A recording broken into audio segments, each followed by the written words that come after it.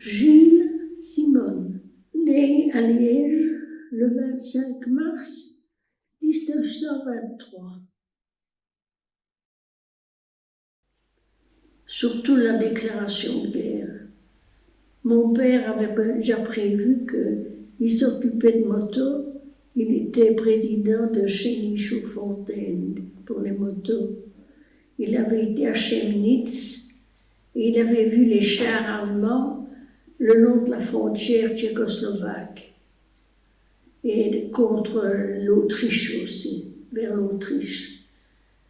Et quand il est revenu, il a dit « Nous allons avoir la guerre ».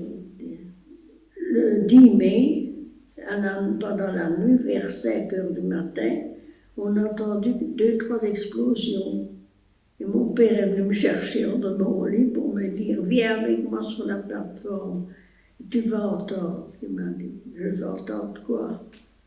Écoute, c'était des avions allemands qui passaient au-dessus de Liège. Ils ne faisaient plus rien, mais ils avaient déjà bombardé et bien et mal.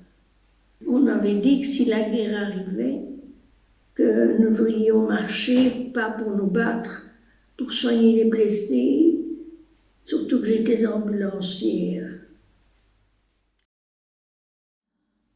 Le pain infect d'un pain noir qui était collant.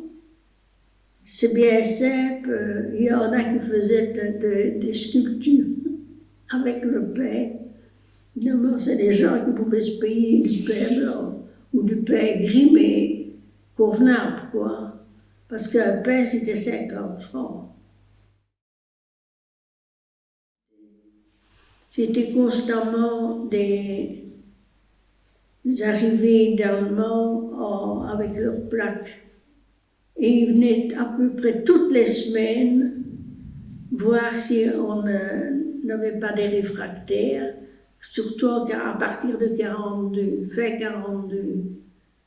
Et ils venaient vérifier tout, ils vérifiaient les noms des ouvriers et tout. Et nous autres, on avait fait un système, parce qu'il y avait un jardin à côté de l'atelier. Et alors, chaque fois qu'on voyait arriver les gendarmes, là, on poussait sur un bouton et tous ceux qui étaient réfractaires se sauvaient dans le jardin et passaient chez le voisin. Les V, c'est surtout après avoir été libérés. Hein. Ils ont commencé à envoyer des V. Et quand le V est tombé chez nous, c'était une maison qu'on avait, vous savez, les croisillons là, en bois, vraiment l'ancien système qui nous a sauvés, en parenthèse, parce qu'on n'avions pas de cave. Seulement quand le robot est tombé, il y a tout qui s'est déglingué. Mais ce qu'il y a, la structure est restée, les croisillons, les briques ont été soufflées, mais les croisillons sont restés jusqu'à un certain temps. Et alors je dis, papa, je suis en train d'étouffer.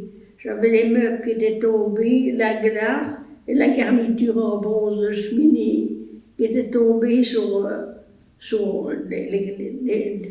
les divans, quoi,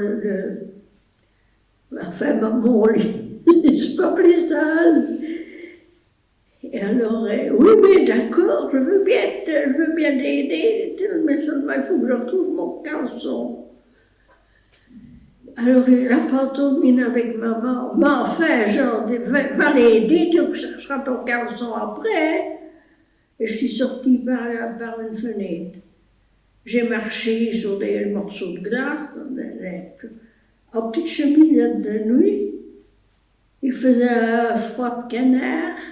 Oui, c'est le 5 janvier que c'est arrivé, à 5 heures du matin. Alors, le plus beau, c'est qu'il s'est mis à neiger. Alors, on ne savait vraiment pas aller chercher quoi que ce soit. Alors, tout ce que j'ai trouvé pour m'habiller, tant bien que mal, c'est le smoking de mon père. les Américains envoyaient des vêtements. Si vous aviez vu ce que c'était des vêtements, on aurait même dit que c'était des vêtements musicaux. De bien étudier surtout, pour avoir une bonne situation, mais de bien se respecter les uns les autres surtout. Aussi bien les étrangers que nous Belges. Parce que moi, il y a une chose que je ne comprends pas, c'est le racisme. Je n'ai jamais accepté le racisme.